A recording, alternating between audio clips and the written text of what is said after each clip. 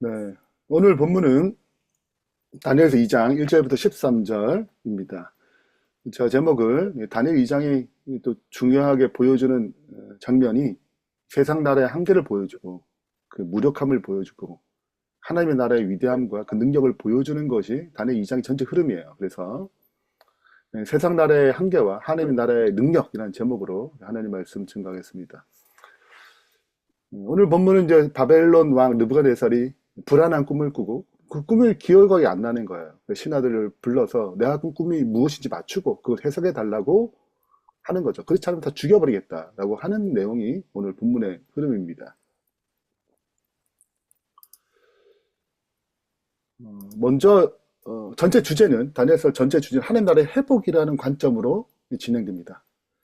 오늘 다니엘 2장은 세상 나라의 한계를 드러내시고 하나님의 나라의 능력이 무엇인지 보여주는 것이 오늘 내용의 핵심이에요.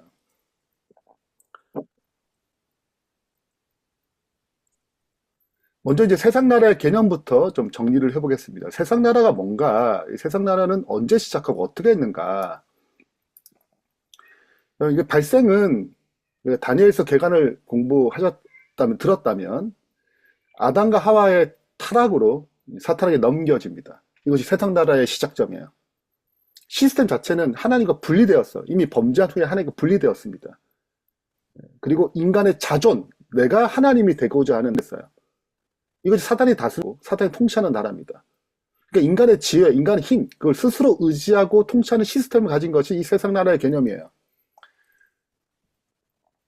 그래서 세상 나라는 타락 이후에 인간이 생명 대신 하나님을 생명 대신 하나님이 떠났으니까 당연히 이 세상 나라는 죽음과 부패가 도래합니다. 사탄이 이 역량 안에서 세운 통치를 하는 거예요. 굉장히 겉으로는 되게 강해 보입니다. 우리 다니엘 7장 보세요. 얼마나 강해요. 짐승들이. 근데 결국은 그 모든 것들이 무너지는 시스템이에요. 생명이 없는 한계점이 있는 것입니다. 그 대표적인 예가 창세기 11장의 바벨탑이 우리가 우리 힘으로 스스로 이름을 내고 우리의 지혜와 능력으로 알아보자. 그래서 탑을 열심히 쌓은 거예요. 그 신할 땅의 바벨탑을 세웠는데 이 신할 땅에 세운 나라가 바벨론이에요. 그러니까 무너지는 시스템 위에 세운 것입니다. 근데 우리가 진짜 살아가는 이 세상은 힘있게 보여요. 되게 힘있게 보이잖아요. 그 세계를 제패했던 바벨론, 강대한 힘. 그러니까 그 세상의 힘에 마치 하나님의 힘은 무력한 것처럼 느껴질 수 있는 것입니다. 그래서 내가 과연 어디에 힘을 두고 있는가를 생각해 볼 필요가 있는 거예요. 보이는 이 세상의 나라에 힘을 두고 있는 것인가? 아니면 보이지 않는 그 하나님의 위대한 능력에 초점을 두고 있는 것인가? 그래서 하나님은 이 세상 나라의 무력함을 드러내세요. 그 첫 번째, 우리가 세상 나라와 하나님 나라에 비교할 때 첫 번째입니다. 느부갓네살 일단은 이해할 수 없는 꿈을 꿨어요. 그냥 개꿈하면 되는데 그렇게 알고 싶어요, 이거를. 응? 하나님 놀라운 역사죠. 근데 몰라. 아무도 못 풀어요. 드디어 세상 나라의 한계를 드러내는 것입니다. 무력함을 드러내는 거야. 신앙도 당황하게 답을 찾지 못해요. 이거는 왕이 용어하시 너무 어려운 거다. 그럼 세상 나라는 보세요. 이렇게 최고의 지혜자 다 모였잖아요. 박사, 술객, 타대 그 당시에 최고의 지혜들 모여가지고 내 꿈을 알려달라고 해결해 달라고 얘기하는데 못해요. 이 땅도 똑같아요. 최고의 교육을 받은 사람, 최고의 기술자, 최고의 정점의 권력자들, 과학자들 그들 의지하며 문제를 해결하려 하지만 실은 한계에 봉착합니다. 하나님은 그 한계에 부딪히게 하셔서 인간의 무력함을 드러내는 것이 목적이에요. 그래야 하나님 찾잖아요. 아니, 하나님 안 찾아요, 우리가. 그러니까 그런 인간의 무력함을 발견할 때 하나님을 발견하고 구원의 역사에 참여하게 되는 기회가 얻는 것이죠. 그래서 우리도 이 세상 살아오면 그런 느낌이 있잖아요. 이 무력함을 느낄 때가 있는 것입니다. 그것이 실은 하나님을 발견할 굉장히 중요한 기회죠. 두 번째는 이게 거짓된 약속을 마치 이루어진 것처럼 굉장히 소망을 불어넣습니다. 그리고 이 바탕 자체가 좀 안 되면 강압을 써요. 분노를 표출합니다. 신하들, 바벨론 최고의 엘리트들이죠. 그들에게 이제 그때 처음 왕 앞에 설 때는 여러분 어떤 느낌이겠어요? 뭐든 왕이 말하는 거 뭐든 다 들어줄 것처럼 한 거잖아요. 그게 들어줬거든요. 그렇게 나타났단 말이에요. 다 해줄 것처럼. 근데 못 들어줘요. 절망합니다. 땅에 어떤 사람도 왕의 요구를 들어줄 수 없어요. 육체와 함께 거하지 않은 초월적인 이 세상 나라의 신을 그들은 접하잖아요. 그러니까 이 세상 나라 이 사탄도 못하는 영역이에요. 초월적인 존재가 아니면 불가능한 거. 이 세상의 힘 영역에는 할 수 없어. 안 되니까 뭐예요? 왕이 열받아가지고 다 죽여버리겠다고. 강압하겠다고. 이거 세상의 나라의 모습이에요. 이 세상 나라는 하나님이 배제한 채 인간의 힘으로, 인간의 지혜로 평화와 안정을 주겠다고 약속해요. 뭐 경제적인 부유를 이리저리 약속을 합니다. 예, 약속을 남발하죠. 예, 근데 결국은 들어줄 수 없어요.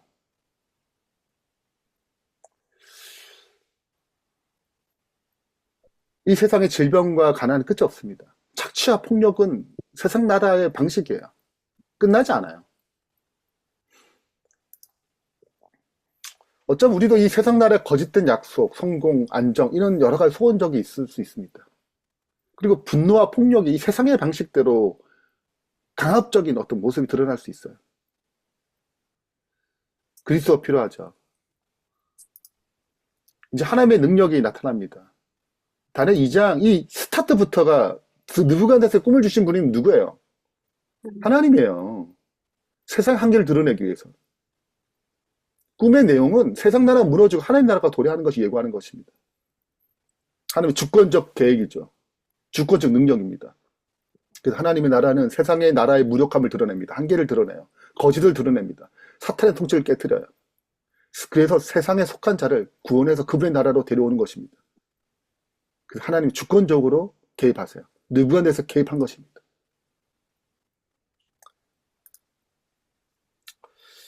세상의 불안과 혼란 가운데 하나님의 구원하신 주권적 능력을 우리가 신뢰하고 있는가? 또 어떤 삶에 이런 일이 나타날 때, 저 사람을 구원하기 하나님의 방식이구나. 그걸 인식하는 영적인 분별력이 있는가? 그래, 우리 참여할 수 있잖아요. 다니엘처럼. 마지막입니다. 그분의 나라의 능력은 회복시키는 능력이에요. 느부갓네살에게 이제 내일부터 보겠지만 꿈을 해석하며 다니엘은 구원자로 등장해요. 실제로 다니엘은 진짜 구원자가 아니에요.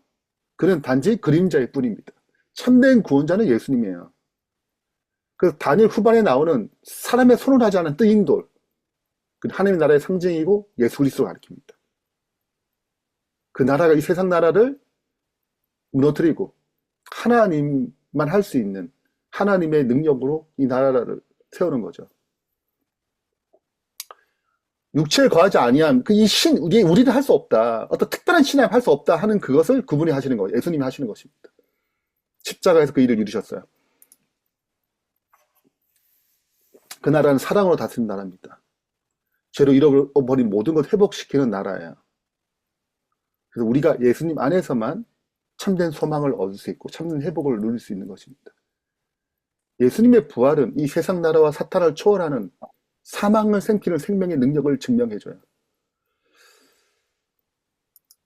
오늘 우리는 이 회복시키는 능력, 이 복음의 능력을 경험하고 있는가?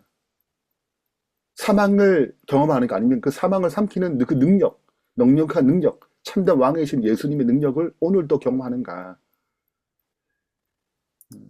한 말씀을 읽고 마무리하겠습니다. 오늘 이제 세상 나라와 하나님 나라를 대조했는데 사도행전에도 1장의 그 교회에 대한 얘기를 하면서 그렇게 소개를 해요. 세상 나라들은 물리적인 힘의 우월로 다스리지만 그리스도의 나라에서는 모든 세상의 무기와 탄압의 도구가 지한다. 이 나라는 인류를 향상시키고 호사하게 한다. 그분의 나라의 백성, 즉 그 마음속에 그리스도와 거하는 사람, 하나님 나라는 여기 있다 저기 있다 하지 못하리니 너희 마음에 있느니라. 그리스도와 거하는 그 사람, 그리스도 사랑을 세상에 나타내는 사람은 모든 인류의 축복을 위하여 하나님과 동역하는 사람이다. 그가 다른 사람에 나눠주기 위해 구주로부터 은망이 하나님과 분리됐기 때문에 사망밖에 흘리지 못합니다. 오늘 하루에 그 생명의 물주기를 네, 주변에 잘 흘리는 나오게 하는 하루가 되길 바라면서 말씀 마치겠습니다. 네, 네.